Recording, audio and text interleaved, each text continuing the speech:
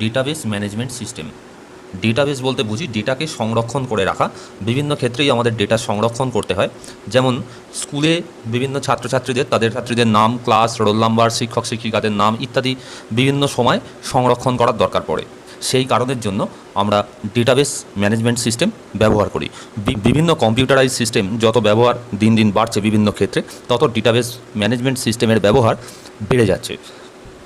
ডেটাবেসে আমরা ডেটাকে সাজিয়ে রাখি, ক্রমান্বয়ে আমরা নির্দিষ্ট অর্ডারে সেটাকে সাজিয়ে রাখি, যাতে সেই প্রয়োজন অনুযায়ী ডেটাকে সহজ পদ্ধতিতে এবং খুব তাড়াতাড়ি দ্রুত সেটাকে খুঁজে পাওয়া যায়। অর্থাৎ খুঁজে পাওয়ার সুবিধার জন্য আমরা ডেটাকে সংরক্ষণ করে রাখি। এমনভাবে সংরক্ষণ করে রাখবো যাতে আমাদের যখন প্রয়োজন পড়বে সেই ডেটাটা, সেটা রিট্রাইভ করার জন্য বা খুঁজে বার করার জন্য, সার্চ করার জন্য, তখন আমরা ডেটাটাকে খুব সহজেই দ্রুততার সাথে আমরা সেটাকে খুঁজে পাবো। এছাড়াও ডেটাবেসের অন্য অনেকগুলো উদ্দেশ্য আছে। যেমন প্রথমেই হচ্ছে ডেটাকে সার্চ করা বা ডেটাকে রিট্রাইভ করা বা ডেটাকে খুঁজে পাওয়া, ডেটাকে খুব সহজ পদ্ধতিতে সেখানে রাখা বা নতুন ডেটাকে সেখানে সংযোজন করা। নতুন ডেটা সংযোজন করতে গিয়ে হঠাৎ করে পুরনো ডেটা ডিলিট হয়ে গেল বা পুরনো ডেটা হারিয়ে গেল, সেটা যেন না হয়। অর্থাৎ ডেটাকে ইনসার্ট করা, সেটাও কিন্তু ডেটাবেসের একটা কাজ। এছাড়া ডেটাকে বিভিন্ন সময় মডিফাই বা এডিট করতে হয়। হয়তো কোনো স্টুডেন্টের ডেটা লেখা গেল যে স্টুডেন্টের নামের বানানটা ভুল হয়ে গেল, কি তার ডেট অফ বার্থ হয়তো ভুল লেখা হয়ে গেল, কি তার গার্জেনের নামের বানান হয়তো ভুল লেখা হয়ে গেল। তো এগুলো বিভিন্ন সময়ে সংশোধন করার দরকার পড়ে, এডিট করার দরকার পড়ে। তো সেই অপশানটাকে বলা হয় মডিফাই। তাহলে ডেটাকে মডিফাই করা যাবে। এবং শুধু তাই নয়, আমার যদি মনে হয় যে ডেটাকে আমি ডিলিট করব, আমার কোনো অপ্রয়োজনীয় ডেটা সেটাকে আমি আর ডেটাবেসে রাখবো না, ডিলিট করে দেবো, তো ডেটাকে যাতে ডিলিট করা যায় খুব সহজ পদ্ধতিতে, সেটাও কিন্তু একটা ভালো ডেটাবেসের কাজ। অনেক সময় দেখা যায় যে ডিলিট করতে গিয়ে যে ডেটাটা রাখা দরকার, যেটা প্রয়োজন রয়েছে, সেই ডেটা ডিলিট হয়ে গেল। তাহলে সেই রকম যেন গণ্ডগোল যেন না হয়, এটাও কিন্তু একটা ভালো ডেটাবেসের বৈশিষ্ট্য। ডেটাবেস ম্যানেজমেন্টের সুবিধা প্রথম হচ্ছে রিডান্ডেন্ট ডেটা বা পুনরাবৃত্তি ডেটাকে দূর করা। রিডান্ডেন্ট মানে হচ্ছে বিভ্রান্তিমূলক ডেটা বা বিভ্রান্তিকর ডেটা, বা বলা যেতে পারে যে ডুপ্লিকেট ডেটা। অর্থাৎ একই ডেটা যেন বারবার ডেটা পুনরাবৃত্তি না ঘটে, সেটা দেখা একটা ভালো ডেটাবেসের কাজ। ধরা যাক কোনো ব্যাংকিং সিস্টেমের ডেটাবেসে কারুর অ্যাকাউন্ট নাম্বার বা অন্যান্য কোনো তথ্য যেটা গোপনীয় রাখা দরকার, সেটা যদি অন্য কেউ যদি দেখতে পেয়ে যায়, তাহলে তার অপব্যবহার করে তার ব্যাংক থেকে সেখান থেকে টাকা তুলে নিতে পারে। বা একটা ভালো ডেটাবেসের কাজ হচ্ছে ডেটার নিরাপত্তা এবং গোপনীয়তা বজায় রাখা। এছাড়া অবৈধ ডেটা অ্যাক্সেস করতে বাধা দান করে। অবৈধ ডেটা অ্যাক্সেস করতে বাধা দান এর মূল একটা উদাহরণ হচ্ছে যে আমরা যে পাসওয়ার্ড ব্যবহার করি, বিভিন্ন ক্ষেত্রেই আমরা অনলাইন সিস্টেমে আমরা কাজ করি বা কখনো সেই জিনিসটা ব্যবহার করতে গেলে একটা পাসওয়ার্ড দিতে হয়। এমনকি অনেকে তাদের নিজেদের ফোনে পর্যন্ত পাসওয়ার্ড ব্যবহার করে যাতে তার ফোনের যে ভেতর যে ডেটাগুলো রাখা রয়েছে সেগুলো যাতে অন্য কেউ ব্যবহার না করে, সেই ফোনের জন্য সে পাসওয়ার্ড ব্যবহার করে। তো এই পাসওয়ার্ড ব্যবহারের ফলে কি হয়, যে অন্যজন যে আমার পাসওয়ার্ড জানবে না, সে সেই ডেটাটা ব্যবহার করতে পারবে না। অর্থাৎ এছাড়া একটা ভালো ডেটাবেসের কাজ হলো ডেটার ব্যাকআপ রাখা।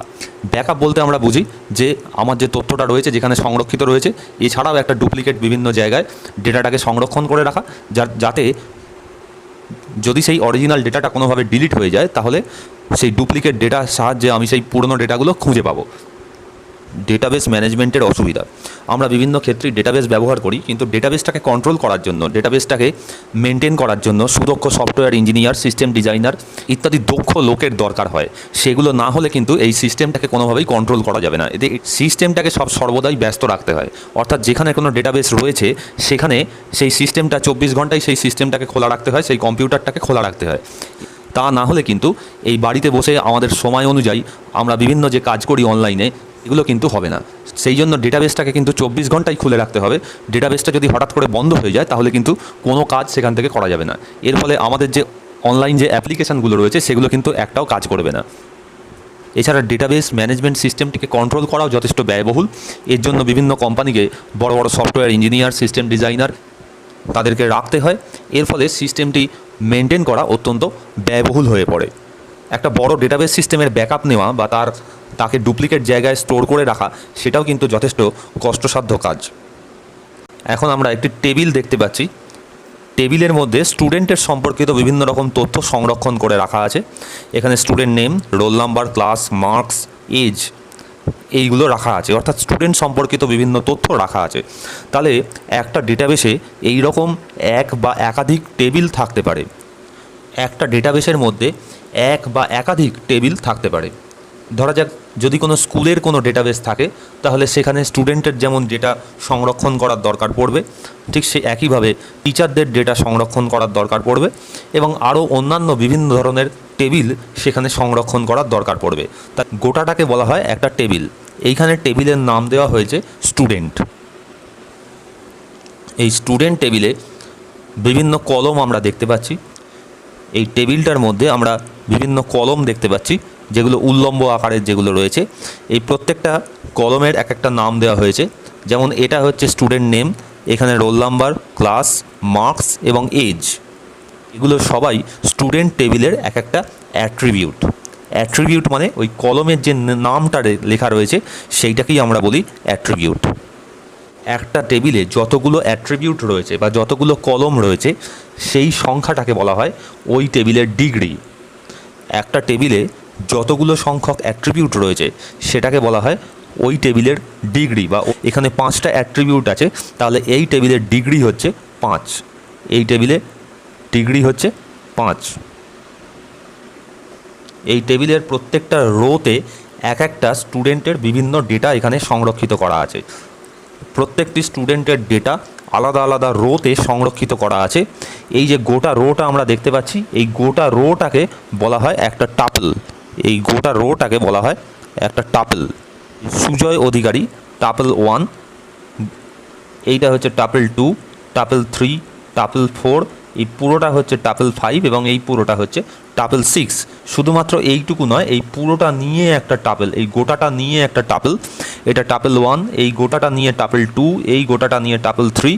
এরমভাবে আমরা দেখতে পাচ্ছি 6টা টাপল রয়েছে, অর্থাৎ 6টা রো রয়েছে একটা টেবিলে। তো একটা টেবিলে 6টা যদি রো থাকে, 6টা যদি টাপলস থাকে, তাহলে সেই সংখ্যাটাকে আমরা বলছি কার্ডিনালিটি। এখানকার এই টেবিলের কার্ডিনালিটি হচ্ছে 6। আমরা এখানে আর একটা স্টুডেন্ট টেবিল দেখতে পাচ্ছি, যার মধ্যে স্টুডেন্টের নেম, রোল নাম্বার এবং অ্যাড্রেস রয়েছে। ডেটাবেসের অবজেক্টকে যখন আমরা টেবিল হিসেবে যখন উপস্থাপন করি, তখন সেটাকে বলা হয় রিলেশনাল মডেল।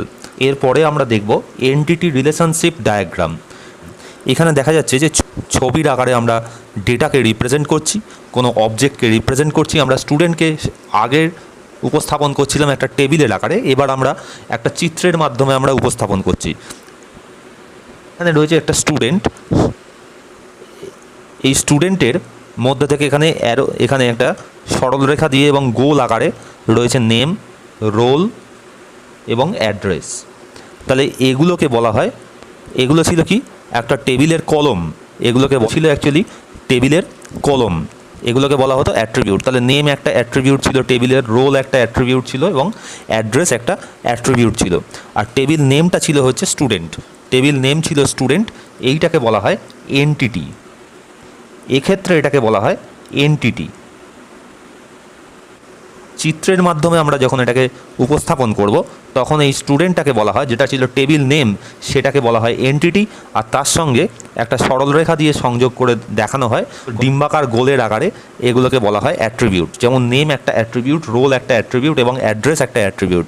আর স্টুডেন্টটা ছিল ওখানে টেবিল নেম, এখানে হচ্ছে সেটা এনটিটি। এইটাকেই আমরা বলি এনটিটি রিলেশনশিপ ডায়াগ্রাম। আমরা আরেকটা টেবিল এবং চিত্রের আকারে করছি বা ডেটাকে উপস্থাপন করছি। নিচে টেবিল আকারে দেওয়া রয়েছে এমপ্লয়ি লিস্ট। এমপ্লয়ি লিস্ট এটা হচ্ছে রিলেশনাল মডেল। আর ওপরে দেওয়া আছে একই জিনিসের, একই ডেটার এনটিটি রিলেশনশিপ ডায়াগ্রাম। তাহলে যে ডেটাকে আমরা টেবিল আকারে উপস্থাপন করতে পারি, সেই ডেটাকে আমরা চিত্রের আকারেও এনটিটি রিলেশনশিপ ডায়াগ্রামের মাধ্যমেও আমরা উপস্থাপন করতে পারি। এমপ্লয়ি লিস্ট টেবিলের নাম, এখানে দেওয়া আছে কর্মচারীর নাম, কাজে যোগদানের তারিখ, পদের নাম, বয়স এবং ঠিকানা। এই এমপ্লয়ি যেহেতু এনটিটি, সেই জন্য আমরা একটা চৌকো বাক্সের মধ্যে এই এমপ্লয়ি লিখেছি। তার সঙ্গে সরলরেখা এবং ডিম্বাকার শেপের মাধ্যমে আমরা সেই কলমের নামগুলো লিখেছি। যেমন কর্মচারীর নাম, কাজে যোগদানের তারিখ, পদের নাম, বয়স এবং ঠিকানা।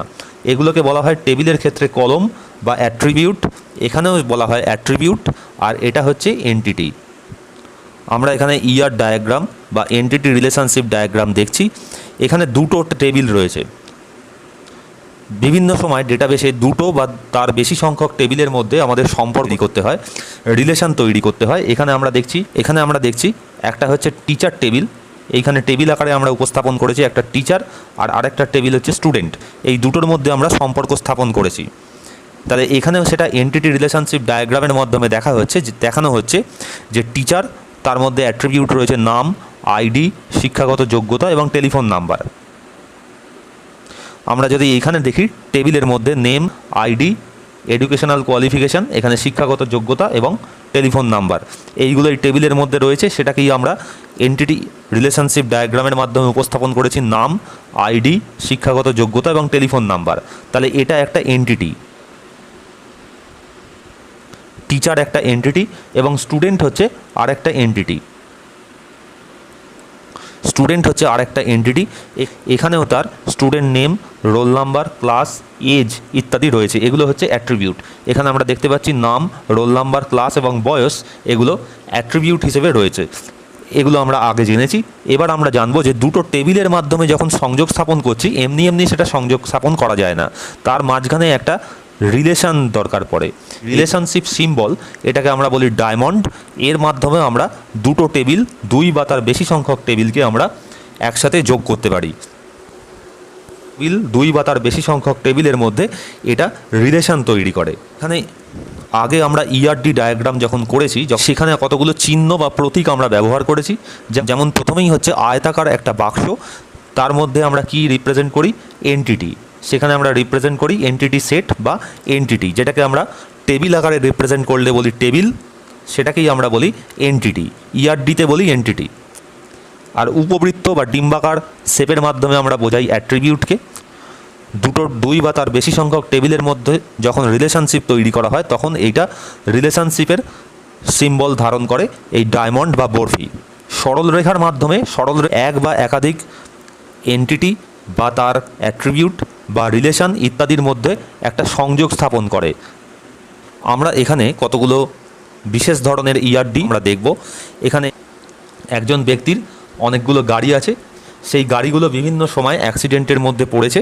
তো এই প্রবলেমটাকে এখানে ইআরডি ডায়াগ্রামের মাধ্যমে বোঝানো হচ্ছে যে পার্সন ওনস কার, একজন ব্যক্তির কতগুলো গাড়ি আছে, সেখানে তার অ্যাট্রিবিউটের মধ্যে নাম, ঠিকানা এবং ড্রাইভার আইডি রয়েছে। তিনি আবার অনেকগুলো গাড়ি হয়তো চালান, সেখানে আবার গাড়ির অ্যাট্রিবিউট রয়েছে মডেল নাম্বার, লাইসেন্স, গাড়ির নাম্বার, ক্ষতিপূরণ বাবদ টাকা এবং যে বছরে সেগুলো অ্যাক্সিডেন্টের সম্মুখীন হয়েছে। পার্সন ওনস কার, এখানে ওনসটা হচ্ছে একটা রিলেশন, পার্সনটা হচ্ছে একটা এন্টিটি, এখানে গাড়িটাও হচ্ছে আরেকটা এন্টিটি, এবং এখানে অ্যাক্সিডেন্ট, এই অ্যাক্সিডেন্টটা হচ্ছে আরেকটা এন্টিটি 3। এগুলোকে টেবিল আকারেও এগুলো উপস্থাপন করা যেতে পারে। তাহলে পার্সন পার্টিসিপেটেড অ্যাক্সিডেন্ট, অর্থাৎ সেই ব্যক্তি গাড়ি চালাতে বিভিন্ন তারিখে বিভিন্ন স্থানে সেগুলো অ্যাক্সিডেন্টের সম্মুখীন হয়েছে। তো এইভাবে ডেটাবেসটাকে এখানে দেখানো হচ্ছে। এখানে আরেকটি প্রবলেম আমরা দেখব। একটা স্টুডেন্ট কোনো একটা কোর্সে ভর্তি হয়েছে, হয়তো সে ভর্তি হয়েছে, একটা কোর্সে সে এনরোল্ড হয়েছে। এখানে আরেকটি সমস্যা দেখানো হয়েছে, যেখানে দেখানো হচ্ছে যে একটি স্টুডেন্ট একটি কোর্সে ভর্তি হয়েছে। বিভিন্ন ধরনের কোর্স সেখানে রয়েছে, সেখানে বিভিন্ন ট্রেনিং কোর্স বা ইত্যাদি সেখানে রয়েছে। দেখানো হয়েছে যে একটি স্টুডেন্ট কোনো একটি কোর্সে ভর্তি হয়েছে। এখানে কোর্স বলতে বিভিন্ন ক্ষেত্রে ছাত্রছাত্রীরা অনেক সময় কম্পিউটারের বিভিন্ন কোর্সে ভর্তি হয় বা অন্যান্য ট্রেনিংয়ের বিভিন্ন কোর্সে ভর্তি হয় বা কলেজেও যে বিভিন্ন কোর্সে ভর্তি হয় সেই কোর্সের কথা বলা হয়েছে। তাহলে এখানে এই এন্টিটিটা ভুল আছে, এখানেও একটা কোর্স লেখা আছে, এখানেও একটা কোর্স হবে না, এটা কোর্সের পরিবর্তে হবে টিচার। কোর্স এই লেখাটা এখানে ভুল হয়েছে, এর পরিবর্তে হবে টিচার। তো তাহলে স্টুডেন্ট কোর্সে ভর্তি হয়েছে, স্টুডেন্টের ক্লাস, রোল নাম্বার, নাম ইত্যাদি রয়েছে এবং কোর্সেরও নাম, সময়, বছর ইত্যাদি রয়েছে। অর্থাৎ একটা কোর্স কখনো 6 মাস, 1 বছর, 2 বছর, 3 বছর ধরে চলে। বিভিন্ন আলাদা কোর্সের জন্য আলাদা টিচার রয়েছে। সব টিচার সব কোর্সে পড়ায় না।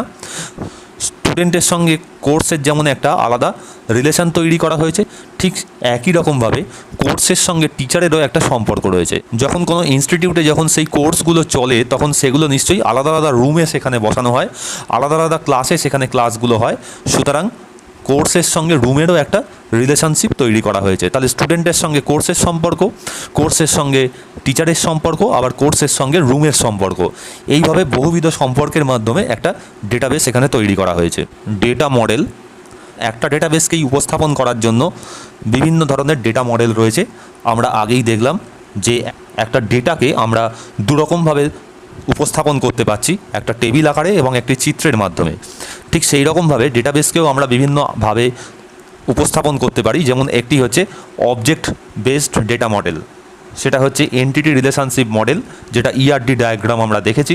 Record based data model, record based data model এখানে রিলেশনাল মডেল, অর্থাৎ যেগুলো টেবিল আকারে যেগুলো উপস্থাপন করা হয়। এছাড়া নেটওয়ার্ক মডেল এবং হায়ারার্কিক্যাল মডেল। এছাড়া রয়েছে physical model. Physical data model মানে হচ্ছে মেমোরির মধ্যে যেখানে ডেটাগুলো সংরক্ষিত অবস্থায় থাকে, সেইটাই হচ্ছে physical data model. Physical data মডেলে সাধারণত ডেটাবেসকে উপস্থাপন করা হয় না, কারণ এই মডেলটা অত্যন্ত জটিল মডেল। আমরা সাধারণত সবথেকে সহজ হচ্ছে এন্টিটি রিলেশনশিপ মডেল, যেটা চিত্রের মাধ্যমে উপস্থাপন করতে পারি, যেটা টেবিল আকারে যেটা উপস্থাপন করতে পারি রিলেশনাল মডেল। এছাড়া নেটওয়ার্ক মডেল এবং হায়ারার্কিক্যাল মডেলেও আমরা ডেটাবেসকে উপস্থাপন করতে পারি। তাহলে ডেটাকে যখন আমরা টেবিল আকারে যখন রিপ্রেজেন্ট করি, উপস্থাপন করি, তখন সেটাকে বলা হয় রিলেশন মডেল বা রিলেশনাল মডেল। এটা আমরা আগেই দেখেছি। তাহলে এখানে একটা ডেটাবেসের মধ্যে বিভিন্ন ধরনের টেবিল রয়েছে, তাদের মধ্যে রিলেশন তৈরির মাধ্যমে বা সম্পর্ক স্থাপনের মাধ্যমে ডেটাবেস তৈরি হবে। একটা ডেটাবেস রয়েছে, সেখানে এমপ্লয়ি বলে একটি টেবিল রয়েছে। এমপ্লয়ি টেবিলের সঙ্গে সম্পর্ক স্থাপন করা হয়েছে ডিপার্টমেন্টের সঙ্গে সম্পর্ক স্থাপন করা হবে স্যালারির। এর মাধ্যমে পুরো ডেটাবেসটা তৈরি হবে। তাহলে এমপ্লয়ি আবার কোনো পার্টিকুলার ডিপার্টমেন্টে কাজ করে, সেই ডিপার্টমেন্টে কাজ করার জন্য তাদের মাইনে পায় তারা। তো এইভাবে একটা ডেটাবেস এখানে উপস্থাপন করা হয়েছে। রিলেশনাল মডেল আমরা উপস্থাপন করি একটা টেবিলের মাধ্যমে, সেখানে রো এবং কলমের মাধ্যমে ডেটাকে সঞ্চিত করে রাখা হয়। প্রথমেই টেবিলের একটি কলমের সকল ডেটা একই ডেটা টাইপের হওয়া বাঞ্ছনীয়। যে প্রত্যেকটা টেবিলে যে কলম নেমগুলো আছে সেগুলো কখনোই এক হবে না। এখানে রয়েছে ডিপার্টমেন্ট নেম, এখানে ডিপার্টমেন্ট কোড, ডিপার্টমেন্ট নম্বর, এখানে রয়েছে কোর্স।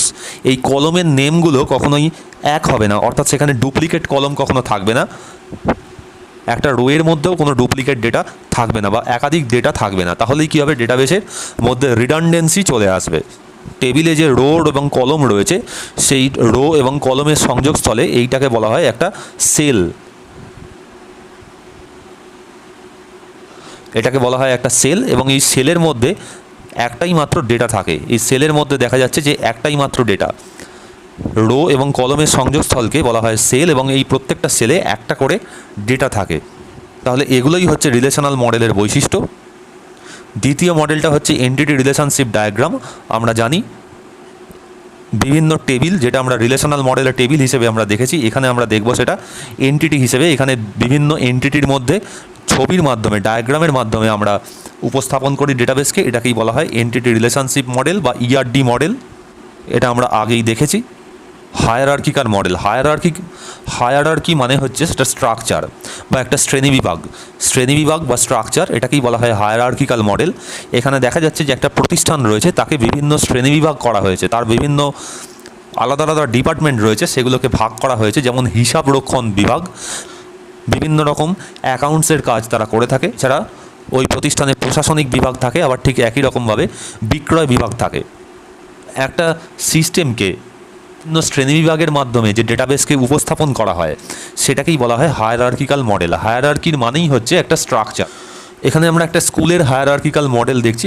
এখানে স্কুলকে আমরা কতগুলো ভাগে ভাগ করতে পারি, যেমন সেখানে রয়েছে টিচিং স্টাফ আর রয়েছে নন টিচিং স্টাফ। এর মধ্যে আবার কতগুলো ভাগে ভাগ করা হয়েছে, যেমন এখানে হেডমাস্টার্স এবং অ্যাসিস্ট্যান্ট টিচার রয়েছে। নন টিচিং স্টাফকেও আমরা ক্লার্ক এবং গ্রুপ ডি এইভাবে ভাগ করতে পারি। তাহলে একটা সিস্টেমকে যখন আমরা শ্রেণীবিভাগের আকারে দেখাবো, তখনই সেটাকে বলা হয় হায়ারার্কিক্যাল মডেল। এখানে একটি ব্যাংকের আমরা হায়ারার্কিক্যাল স্ট্রাকচার আমরা দেখতে পাচ্ছি। এখানে ডেপুটি ম্যানেজার, স্টাফ ইত্যাদি তারা রয়েছে। কোনো সিস্টেমকেই আমরা যদি একটা শ্রেণীবিভাগের মাধ্যমে যদি দেখতে পারি, সেটাকেই আমরা বলবো হায়ারার্কিক্যাল মডেল। এটা হচ্ছে নেটওয়ার্ক মডেল। নেটওয়ার্ক মডেলের মাধ্যমে আমরা বিভিন্ন ফাইলকে একে অপরের সঙ্গে লিঙ্কের মাধ্যমে আমরা একটা সম্পর্ক স্থাপন করতে পারি, সেটাকেই বলা হয় নেটওয়ার্ক মডেল। নেটওয়ার্ক মডেলের মধ্যে দু ধরনের মেম্বার রয়েছে, একটা ওনার রেকর্ড আর একটা হচ্ছে মেম্বার রেকর্ড। এবং বিভিন্ন কি ফিল্ডের মাধ্যমে সেখান থেকে ডেটা আমরা সার্চ করতে পারি। এখানে আমরা একটি নেটওয়ার্ক মডেল দেখছি। ডেটাগুলিকে শিক্ষক 1, 2, 3 এদের মধ্যে বিভিন্ন রকম লিঙ্ক রয়েছে। এই লিঙ্কের মাধ্যমে আমরা ডেটাবেস থেকে ডেটা আমরা সার্চ করতে পারি, ডেটা সেখানে রাখতে পারি। এখানে বিভাগীয় যে ডেটা রয়েছে এটা হচ্ছে ওনার রেকর্ড, এবং এই যে শিক্ষক রয়েছে এগুলো হচ্ছে সব মেম্বার রেকর্ড।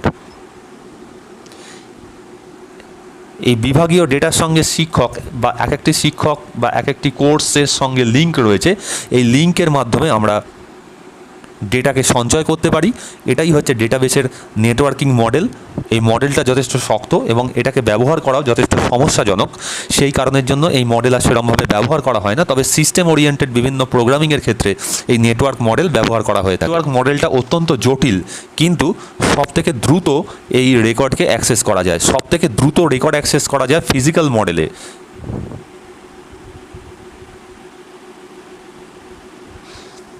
যদিও এই মডেলটা অত্যন্ত শক্ত, এই মডেলে ডেটাকে সংরক্ষণ করা, ডেটাকে ব্যবহার করা অত্যন্ত শ্রমসাধ্য এবং যথেষ্ট জটিল পদ্ধতিতে এগুলো করতে হয়। সেই জন্য সিস্টেম ওরিয়েন্টেড কাজ ছাড়া এই মডেল সেরকমভাবে ব্যবহার করা হয় না।